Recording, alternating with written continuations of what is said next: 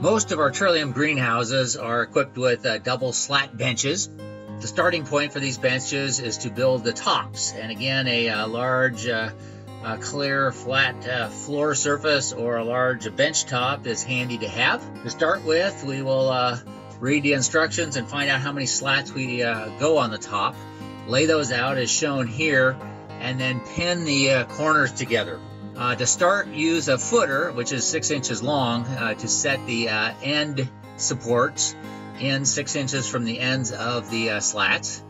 And we'll pin the corners together first, as shown. I'm using 1 nail per board at this point, and the reason for that is that'll allow us to square up the whole bench top in a sec. And to square it up, going corner to corner and get the measurements within about 1/8 of an inch is good.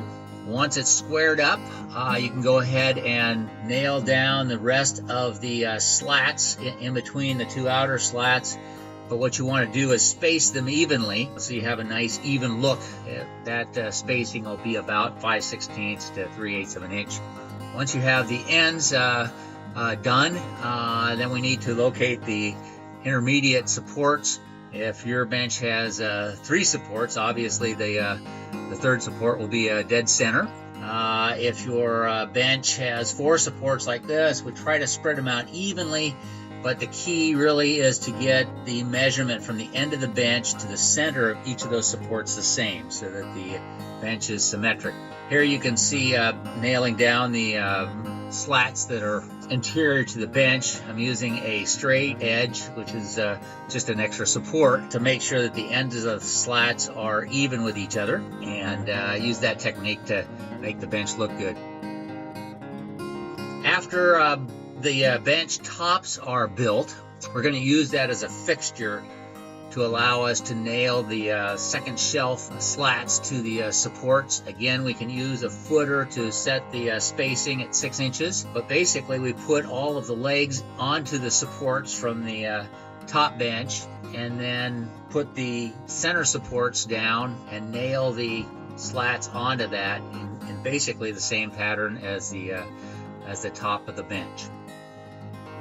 Once all of the slats are in place on the second shelf, the footers can be screwed to the ends of the legs as shown.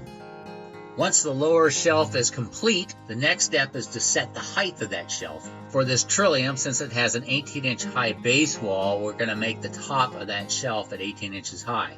And what we've done on all those legs with the footers on is marked a line at 18 inches and on each of the leg, so that we can attach the leg to the lower bench as shown. And we'll do that for all of the supports and legs there, so that we create basically the underframe of the bench structure.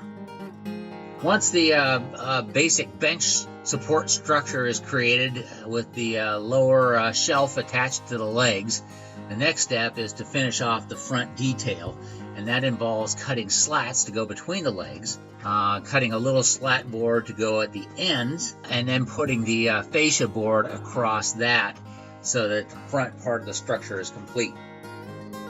Now that we have the basics to the bench put together, we can install them in the greenhouse. So we'll carry in the lower support structure and lower shelf together and set it into place next to the side wall of the greenhouse. We won't set it all the way against the side wall, as the legs are meant to be spaced maybe 3 inches away from that wall. Then we're going to go back and get the top slat bench, bring it in, and fit it to the legs.